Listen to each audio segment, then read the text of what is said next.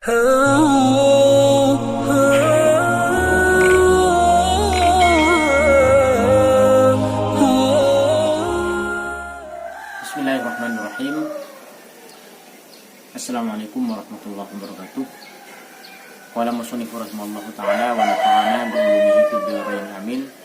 Faslun mujibatul ghusli sittatun ilajul hasyafati ilal farji wa khurujul maniyyi wal haidu wan nifasu wal wiladatu wal mautu.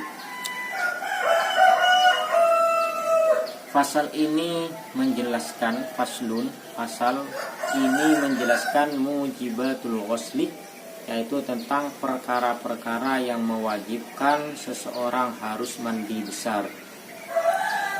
Mandi besar di sini berarti harus membasahi semua anggota tubuh mulai dari ujung rambut sampai ujung kaki dan dari bagian-bagian luar tubuh kita, termasuk bagian lempitan-lempitan paha dan bagian-bagian yang nampak ketika kita jongkok. Itu harus kena air semua.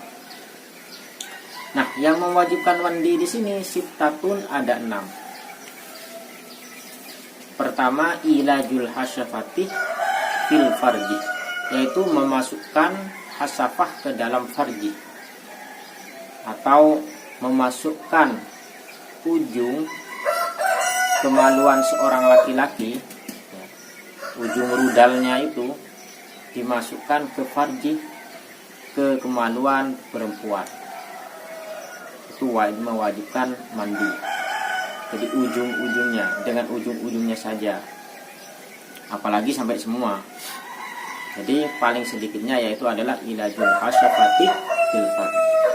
Berikutnya yang ketiga adalah wa khurujul maniyyi, mengeluarkan sperma atau mani, baik itu misalnya karena tertidur,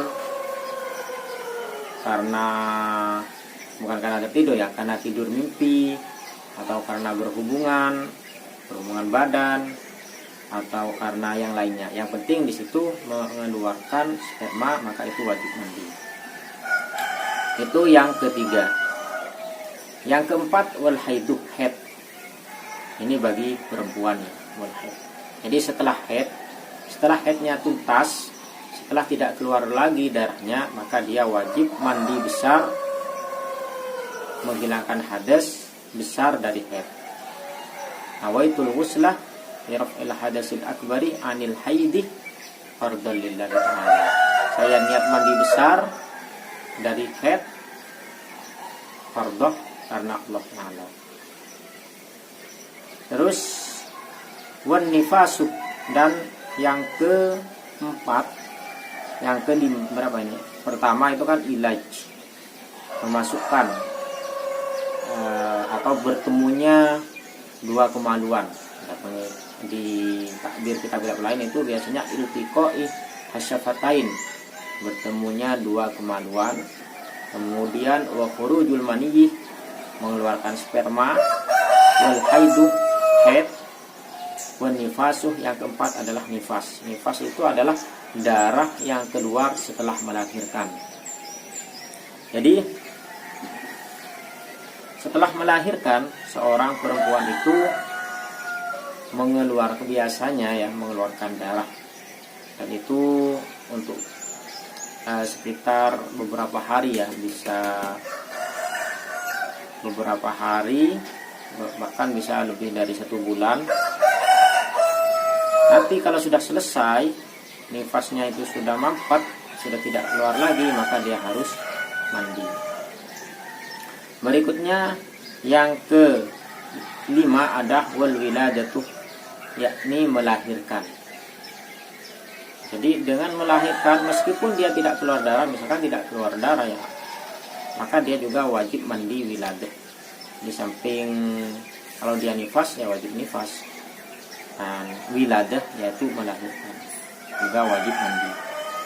Wal mautuh, dan mati. Jadi sebab seorang mati itu wajib dimandikan ya, kalau mati wajib dimandikan oleh orang yang masih hidup. Itu punya fardu kifayah. Kalau yang orang mati. Jadi kalau dalam suatu kampung tidak ada yang mau memandikan, maka dosa semua. Namun kalau salah satu yang ada satu orang saja yang melaksanakan, maka sudah gugur. Jadi itu kewajiban yang mengharuskan orang Islam itu mandi besar. Mandi besar di sini adalah membasahkan tubuh dengan mengguyur air dari ujung rambut hingga ujung kaki dan bagian-bagian luar dari tubuh kita, termasuk di lempitan-lempitan paha dan lempitan-lempitan yang nampak ketika kita jongkok alias duduk ya, duduk buang qadil hajat itu yang nampak harus kita kena air semua. Faslun utawi iki iku fasal mujibatul wasli utawi piro-piro perkara kang majibaken ma'atus. Sitatun iku ono 6 ilajul haswati rupani siji ngelebuaken hasyafah fil farji ing dalem farji. Wa khurujul maniyyi dan kang kaping luru metuni mani. Wal haidu dan kang kaping 3 haid. Wan nifasu lan kang kaping 4 nifas. Wal wiladatu lan kang kaping 5 ngelahirake. Wal mautu lan kang nomor 6 mati.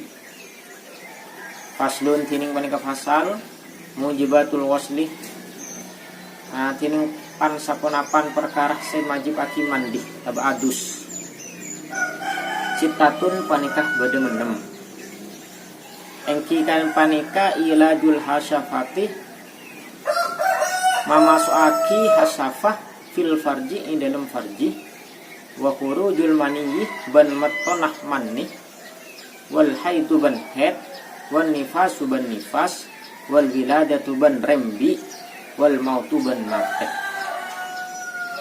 Demikian penjelasan untuk kesempatan saat ini. Jadi dalam pengajian ini akan ada 3 bahasa ya. Kalau sempat pertama bahasa Indonesia, kemudian makna Jawi dan makna Madura. Itu kalau waktunya cukup. Dan juga sedikit keterangan tentang pembahasan yang kita baca. Kitab yang kita baca adalah kitab Safinatun Najah. Semoga apa yang dibaca tadi bisa bermanfaat, dan bila ada keterangan yang benar bahwa Allah, kalau ada keterangan yang salah bahwa nafsi. Wallahu a'lam bishawab. Wassalamualaikum warahmatullahi wabarakatuh.